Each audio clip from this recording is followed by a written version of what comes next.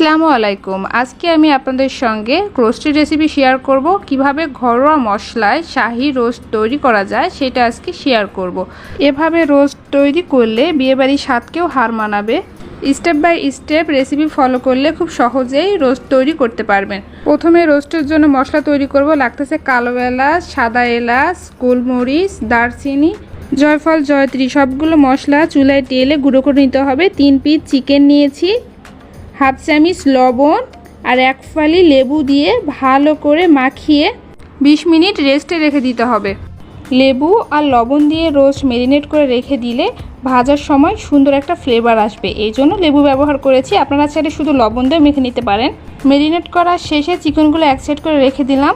3 piece রোস্টের জন্য 2 table চামচ টক দই নিয়েছি, 1 চামচ কাঠবাদাম বাটা। আপনার হাতের কাছে যে কোনো বাদাম দিয়ে রোস্ট তৈরি করতে পারবেন। এখানে 1 টেবিল চামচ টমেটো সস দিয়ে দিলাম। পেঁয়াজ বাটা 2 টেবিল চামচ দিয়ে দিলাম। রোস্টের জন্য গুঁড়ো করা মশলাটা 1 টেবিল চামচ দিয়ে দিলাম। গুঁড়ো মরিচ 1 চামচ দিয়ে দিলাম, ঝালটা আপনারা বুঝে দিবেন। জিরা গুঁড়া 1 চামচ, আদা বাটা 1 চামচ, রসুন বাটা 1 চামচ দিয়ে দিলাম। 1 চামচ লেবুর রস, একটা ফালি আমি রস করে নিয়েছি। এরপর ভালোভাবে মশলাটা মিশিয়ে নিব।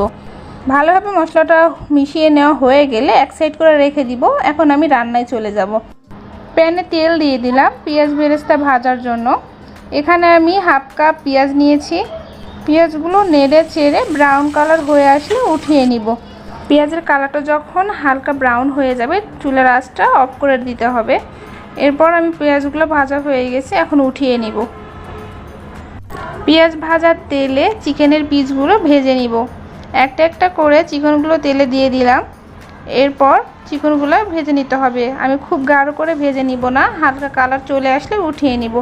এক পাশ ভাজা হয়ে গেছে, এখন আমি উল্টিয়ে দিব। একটা একটা করে আমি সবগুলো চিকেন উল্টিয়ে দিলাম। চেপে চেপে চিকেনগুলো আমি ভেজে নিচ্ছি।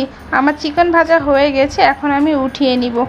চিকেন কড়া করে ভাজলে একটু শক্ত শক্ত লাগে, এই জন্য হালকা করে ভেজে নেওয়ার চেষ্টা করবেন। এরপর আমি 2টা দারচিনি, 1টা কালো এলাচ, 2টা সাদা এলাচ দিয়ে দিলাম। এরপর তেজপাতা দিয়ে দিলাম, আর কিছু তেল দিয়ে দিলাম। এরপর ফেটে নেওয়া মশলার মিশ্রণটা তেলে ঢেলে দিব। এবার এই মশলাগুলো ভালোভাবে কষিয়ে নিতে হবে। মোটামুটি 5 থেকে 7 মিনিটের মতো মশলাগুলো কষিয়ে নিব। খেয়াল রাখবেন মশলাগুলো কষানোর সময় তলায় না লেগে যায়। এভাবে মশলাগুলো কষিয়ে নিলে মশলার যে কাঁচা গন্ধগুলো আছে সেগুলো চলে যাবে।